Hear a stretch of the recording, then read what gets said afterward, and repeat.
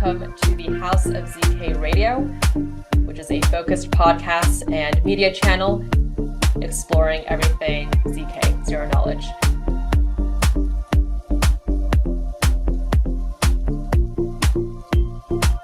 Thank you, Viv, for being here. Super excited to interview you today and talk all about community building in Aleo. Yeah, my pleasure. Yeah, of course. And I'm wondering if we can first start off with an introduction of yourself. So how you got into the Web3 and also ZK spaces. Yes, how I got into Web3. So in 2015, I arrived in San Francisco, and I moved into a house called the Crypto Castle. And it was 14 crypto bros in San Francisco, California, and I was in desperate need of a place to live, and so I just took a room there. And within the first day, one of the guys living in the basement was just like, "You don't know what Bitcoin is?" And I was like, "Nope." And that kind of started the whole trend of learning about crypto. I didn't officially start working in crypto until about 3 years ago when I joined Aleo. And it's been, I guess 10 years of a ride. Oh, nice. So 10 years of first being introduced from that house to now working at Aleo, and now you're completely in the space. Completely in the space, nice, for better, for worse. Nice. I'm also curious to hear about your thoughts for the ZK space, kind of your vision for it. Like we've seen a lot of developments in the past few years, like for example, proof generation costs lowering and some more like improvements, at least on the developer experience side. But besides that, we're still quite some time away from like full mainstream adoption of ZK. So I was wondering about your thoughts on what kinds of challenges, what kinds of limitations still exist before we're able to reach mainstream adoption, and maybe how Aleo is trying to help with that. Yeah, I think, like first and foremost, zero-knowledge proofs are really hard. They're complex. They're difficult to like understand, even from a developer's perspective. I'll start kind of with what Aleo what has been trying to do to make it less hard, and then I'll talk more generally about like what would the world look like if it were more accessible. But Aleo basically came out with this programming language called Aleo to obfuscate the complexity of coding a zero-knowledge proof. And the idea was, yes, you have to learn another programming language, but you don't need to learn the complexity of coding a ZKP, and you can choose privacy and whatever level of privacy you want to have in your application. I think the bottom line is that convenience will always drive success, and zero-knowledge proofs are incredibly inconvenient right now. They're costly, they're slow, and people are working on these solutions. I think one way you can tell how complex something is how much are people talking about it, and people talk about ZKPs a lot.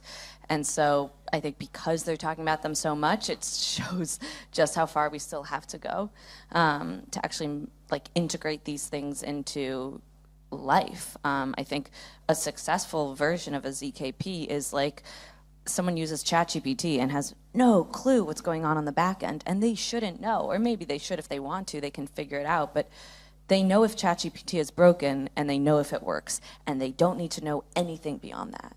And I think the same is true with zero-knowledge proofs.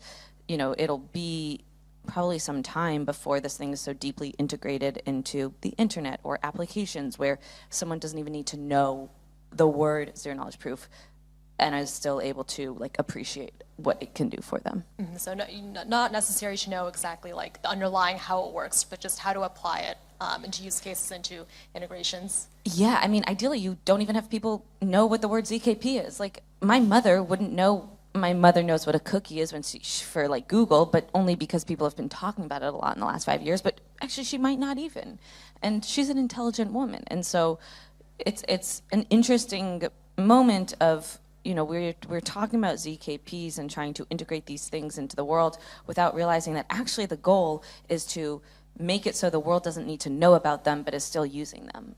Like if you want to better the world, Steve Jobs said it first. Don't ask people what they want, build it and give it to them. They will want it. Yeah, definitely valuing the convenience, ease of adoption there. Yeah. Mm-hmm.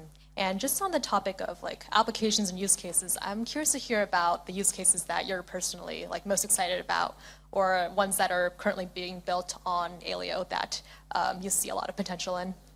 Yeah, I think probably like a use case that doesn't really require blockchain, but I think is really interesting, is voting. There's, I'm from the U.S. We just had an election, and Everyone is always talking about kind of like the sanctity of a vote and how do you ensure that a vote is honest, true, and really from that person, and voter ID stuff.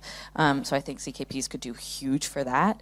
And then more kind of maybe more crypto side. A lot of crypto is KYC and making sure that you know who you're dealing with. But ironically, we are KYCing people, though we also believe in privacy. So there's a disconnect there of just kind of like what the world values for privacy, and then compared to like, you know, if the world values privacy, then it would be easy to do KYC. But the world doesn't value privacy. So if you're the only one valuing privacy, your KYC is just going to be open and a mess, and you're going to get a lot of information that you don't want. And so personally, very excited for the potential of zero-knowledge proofs expediting, making it easier to run KYC. Definitely, and I'm also, you also mentioned, like, for example, voting those that are beyond, like, the blockchain ecosystems that can be applied to. So personally, like, for myself, very excited about those real-world use cases as well. Yep. And also very curious to hear, since you are VP of Communities, so you focus a lot on the community building aspect. I'm wondering, on your perspective, what are the most important aspects of community building for both, like, the end-user side and the developer community side? Community is really interesting. I think, what's the #1 company in the world? Apple. And so it's not a bad idea to mimic what Apple does. They definitely have a huge market share for it, but not their products, but just like kind of how they run their company. And never before has there been a company in Web 2 that has had a Discord for their community, where you've been able to like engage directly with the engineers who are building this thing, and where people feel like a part of the team in a way that they have never before. Maybe there's been, you know, like kind of evangelist programs for Google and things to get people excited, but it has never been so blatantly like, hey, open invitation, anyone come join this Discord server, see what's happening. We're an open source project, hopefully, so please learn what we're doing from the ground up. And so I think that's kind of like that understanding of just, this is a new way of interacting with your users is pivotal to building a good community, because essentially you can't pretend that your users are there simply because they want to be there for the goodness of their heart. They are there because they are hoping for something in exchange. And that something can be validation, it can be being seen, it can be a whole variety of stuff, but they are there for something. And I think that's really important. It is a mutually beneficial relationship, and it is, you know, when you build a community, you want to open the doors to everyone to allow to come in, but you want to be very selective of who you actually choose can really be close to the source, close to the code, and close to the project, and like kind of spread the word of the project in a way that feels honest and true to what it really is.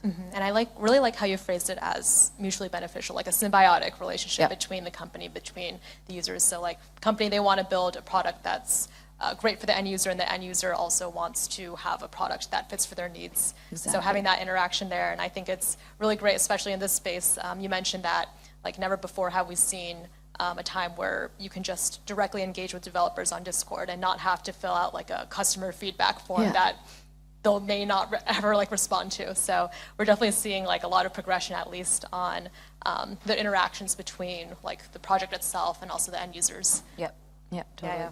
And also very curious to hear about any sort of challenges that you've come along in the way when it comes to community building, or if you have any advice to any community builders in the audience who are looking to further develop their communities as part of their own projects. Probably the biggest challenge is like when something goes wrong internally and your community is waiting for, you know, when you disappoint your community, they will leave. There's probably a short rope for them to stick around, and you can't really blame them to want to leave if something doesn't go the way it should go. So if you are not super organized in your organization, and if you have promised whatever, an NFT, something of the sort, to the community, and then you are delayed, and you are like kind of, if you are delayed in what you are giving your community, they won't stick around forever, and we can't assume they will. Now, the question is always, okay, what does that mean if they don't stick around forever? Are there new people who come in? What's the turnover? And though that's kind of a harsher way of asking, like, how much do individuals matter, you have to ask that when you're building a community. And I think we have a 500,000 person Discord. 450,000 of those people probably came on twice. And it was probably right around when mainnet was going to launch and they thought they were going to get an airdrop. And then they were disappointed. And then not even 50,000, probably 10,000 are genuinely curious about zero-knowledge proofs and that technology, and they came across Aleo and they were like, wow, this is a really cool decentralized private computation. Like, how I can do that on the blockchain, this is incredible. But still, those 10,000 people are also involved in 10 other projects that also claim to do something similar. And so then you narrow it down, and by the end you have maybe 100 or 200 people that are sticking around in there for a reason. And those people you really need to nourish and kind of like thank for being there. Because it's a freedom of entry, freedom of exit world, and they're not getting paid. So why are they there? And I think you have to constantly ask yourself that question when you're running community. Yeah, definitely. So definitely optimizing for that quality over quantity in terms of the people that you're trying to capture. Yeah, totally. Yeah, absolutely. I say this, and this might be like an extreme kind of thing to say, but it's the same thing as a religion. Like, these people are there because they believe in this thing that you are building, and you want to open it up, and you want everyone, if you have a new religion you're pitching, you want everyone to believe in your religion, of course, but you don't let everyone come and give, I'm not religious, I don't know what they give, whatever talk the priest gives, let's say, the sermon. You don't want anyone coming up and saying a sermon. I mean, that'd be a little bit iffy. So I think it's just an important, okay, there's gates for them to pass. Mm-hmm, exactly. And I also wanted to go into some strategies that you've employed, especially when it comes to the long-term engagement in terms of retaining the community that you've built. So I know that you're also leading the ambassador program, which I believe is a points-based program, and ZKM has also done something similar where we have a points-based program as well, but it was really difficult for us to capture the members who were truly passionate about the project and weren't just there to collect points. So wondering about kind of your strategies for that long-term engagement, long-term retention. Yeah, the ambassador program, the points-based ambassador program, points hold no inherent value. I've had to say that 50,000 times. That's been interesting. I think it has been, it's an ever-evolving, growing, breathing platform for people to get involved in. My sole goal with every new introduction of a thing on that ambassador program was to make it so not one person is responsible or centralized to this program. So every time I added an element, I made sure that if that the person running that element left, it was still running. So for a bit more detail, I basically did tiers, right? What do people love more than anything? Competition, especially when they win. So I tiered it out, made it very clear where it was just hey, you are coming in as an ambassador, you are an apprentice, you have an intense application process, we are strict about who we bring on, probably around 100 people each round, and we had around 4 rounds, I think, so not that many. We had about 400 people in an ambassador program, and you will pass the first round, and then you become an apprentice. And we built a bot for Discord called the ambassador bot, where people had to directly upload content. They needed to upload 2 pieces of content. I created a tiered system of apprentice, voyager, and maestro. Don't ask me why I used those words, but I did. And then I did a maestro checker, which was the top. And the maestro checker was responsible for checking the works of all of these 3 categories. And if you wanted to bump up a category, you needed to do more work. You needed to get a certain number of points. And then if you didn't get those points, you would be bumped down. And you would be booted if you didn't continue. And so it was just this points-based system to help to just run it in a completely decentralized manner where I was never checking the works. I wanted to be sure of that because then people could individually come to me and be like, why didn't I get this many points?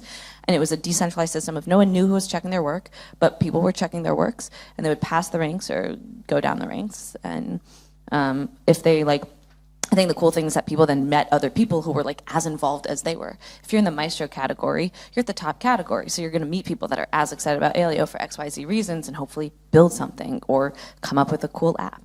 Mm-hmm. So it's definitely that kind of tiered system where someone always has something to look forward to, another kind of almost like a level to be upgraded to. Totally. Yeah. I mean, it's everything. There is no difference in any aspect of life. Imagine if you were just told that you have to run a 5K every month, and this is not a good analogy. Let me think of another one. I was going to say you have to only run a 5K, but people wouldn't want to run more anyway, so it doesn't matter. But if you can never level up, why are you going to do the thing? If you go to the gym and they're like, hey, you have to stay at 20 pounds, the whole time, you can't get stronger, you're gonna be like, I'm not going to the gym, that's lame. And instead you're like, yeah, I'll go up to 100 pounds and then I'll continue building, so. Yeah, definitely. So having that kind of system where someone always has something to look forward to, like a new goal to achieve. Yeah, exactly. Yeah, definitely. So I think that's great advice for any of our community builders out here who are looking to have that kind of long-term incentivization. So yeah, thank you for that, Viv. Yeah. I also wanted to transition a bit into Aleo itself. So I'm wondering if you can give like an overview of what Aleo offers. So there's a network, there's ZPass, there's the cloud as well. So I'm wondering if you can give an overview of those components and maybe how they work like together, how they relate to each other. Yeah, totally. So Aleo was born out of a paper called ZK, sexy, if you will. And it was created by a couple of people back in 2019. They basically wanted to do private decentralized computation. And they, a couple guys from the Zcash team found a huge kind of hole in the market where you had the programmability of Ethereum, but it wasn't private, and then you had the privacy of Zcash, but it wasn't programmable. So what if you had Ethereum and Zcash? What if you had them have a baby? And then that idea was Aleo. And so it was kind of born out of this desire to do these private computations and private applications. And so it was started by this guy, Howard Wu, who now runs Provable, which is the for-profit arm of the Aleo Network Foundation and Provable. And he, the goal was basically, okay, what if we did computations off-chain? And so you could run unlimited runtime off-chain, and you would basically get zero-knowledge proofs that would be then validated on-chain, and that would be the only thing validated on-chain. So like the shadow of an object, like the shadow of a chair, you don't exactly know it's a chair, but you know something is there and you know it to be true, you just don't have the details. And no blockchain to date was doing this at the time, or has really done these like private computations like we have, in the sense of being able to like build on top of this blockchain and build private applications. And the key thing with the private applications was like, okay, we want to be able to have people choose the level of privacy that they want within an application. And if you want privacy, Ethereum is not private on the base level. So you need to start from the base layer and build privacy into your blockchain. And so, we basically have, Aleo stands for, which one is it? I think it's Autonomous Ledger Execution Off-Chain. And so there you go. Fun fact, I don't know if I'm allowed to say this, but I'm going to say it. I don't think that I think they came up with that after Aleo. They like named Aleo, and then they were like, actually, this could work if we did it this way. Fun. So yes, ZPass is one example of an application being built on Aleo, and ZPass is basically our solution to KYC. And so basically, how do you prove someone to be who they are without revealing the contents of who they are? You put it in a zero-knowledge proof, and you verify that. Currently, I don't think you can actually use it yet, but I know it has a website. Okay, so, yeah, nice. So definitely check that out if you're in the audience. Nice. And I was also wanted to talk a bit about your recent mainnet launch. So first, congratulations on that huge milestone. Thank you so much. And I was very curious to hear about the evolution going into mainnet, because I know you guys had around like 4 different testing environments, including DevNet. So I'm wondering what kinds of like features and functionalities were prioritized like coming into mainnet, and what you hope to see out of it. Yeah. The main priority was MVP, minimum viable product. Get this thing shipped and out. And the idea was like, it's such a fallacy to think that you can build in private and then deploy something perfect.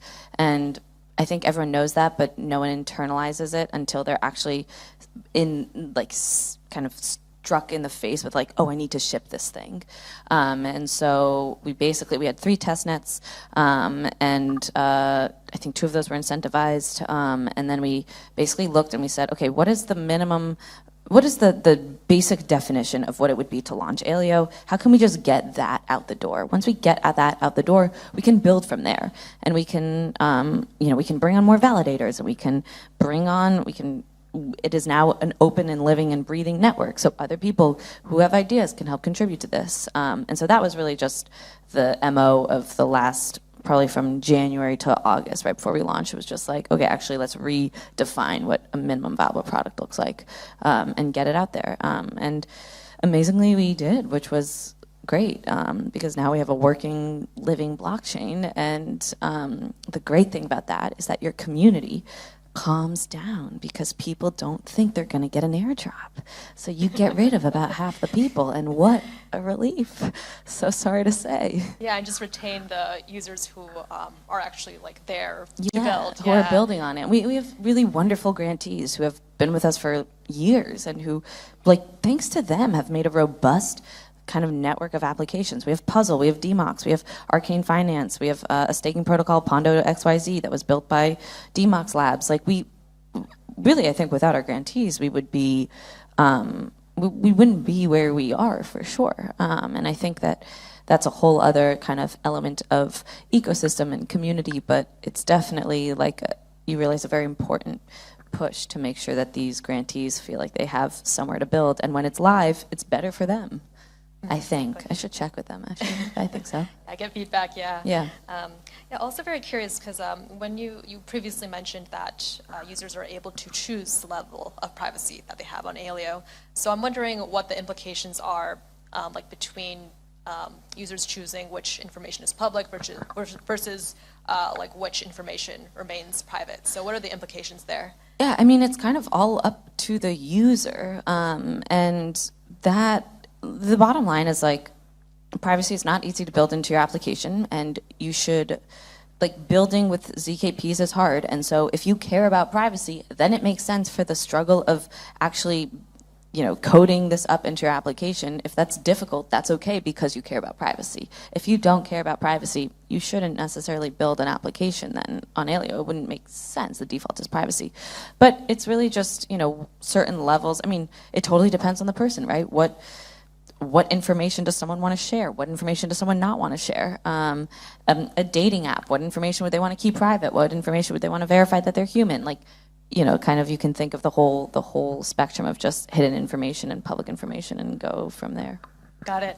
And I also wanted to discuss with you a little bit about the developer experience as well. So that definitely contributes to the developer experience, and you also previously talked about Leo as well, which also contributes. So I'm wondering if there's any other kinds of tools or approaches that Aleo is taking to really help optimize for that end developer.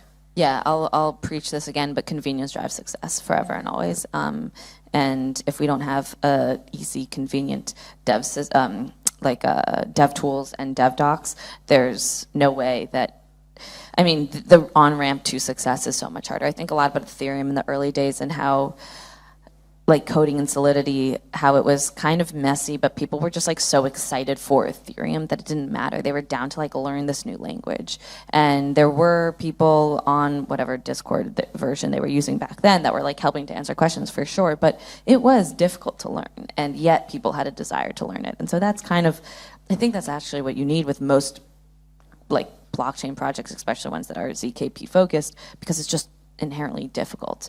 So we are doing a big revamp of our dev docs to get more devs.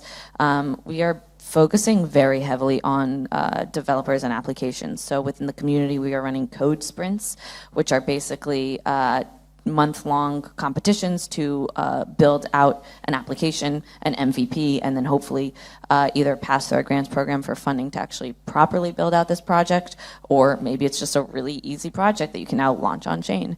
And so putting emphasis on people just, like, learning kind of, yeah, how to build an application with Aleo, and refocusing most of our energy on that and on hacker houses. And yeah, nice. And I really like the builder-focused approach that you take, especially with these programs, and really incentivizing devs to just build and learn on the way, and also collaborate with each other as well. Yeah, and I realize I sound like I'm saying nothing, because everyone says that.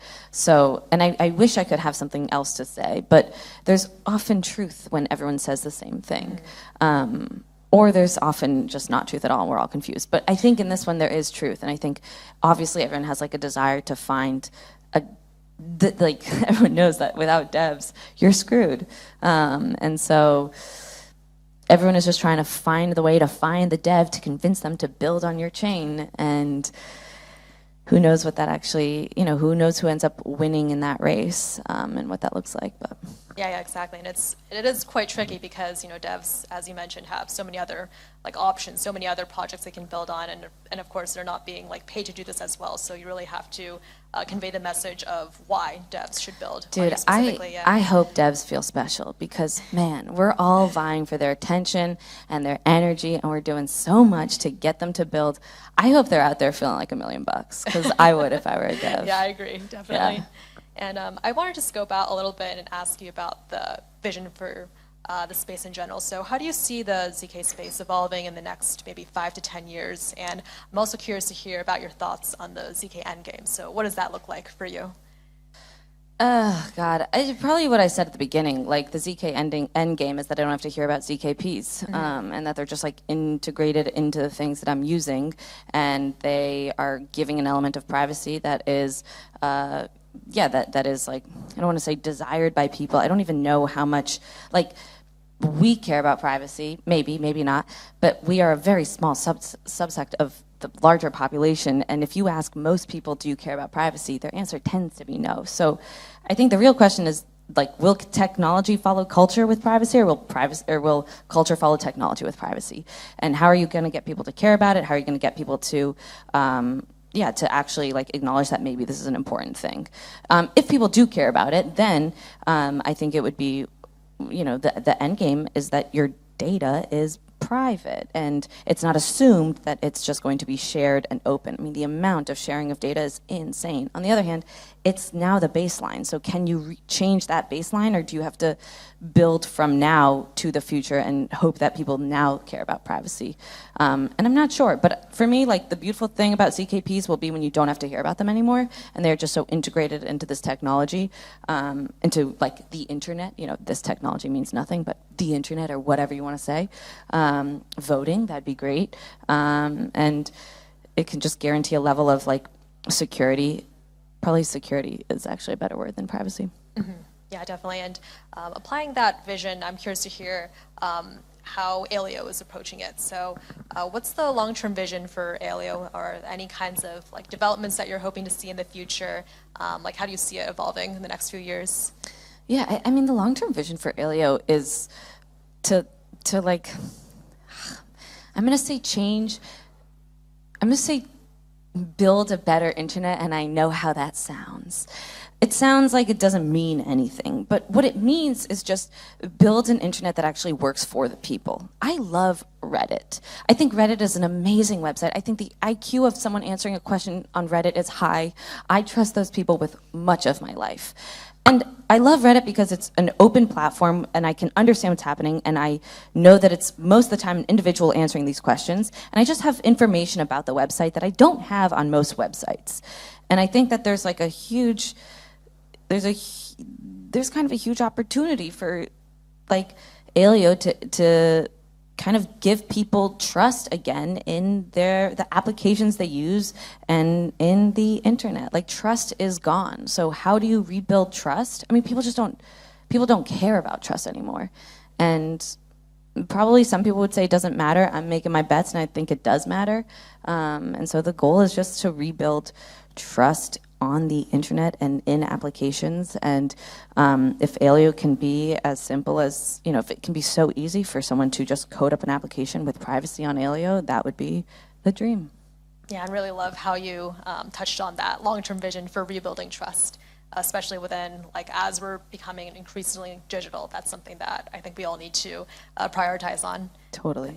Yeah. Thank you so much, Viv. Really enjoyed hearing about your thoughts on the space, and then also your vision behind it as well, and some community building strategies. So hopefully this is really helpful for those who want to have some advice on how they can have longer term engagement with their community. But thank you so much, Viv, again. Thank you so much. Yeah, appreciate it.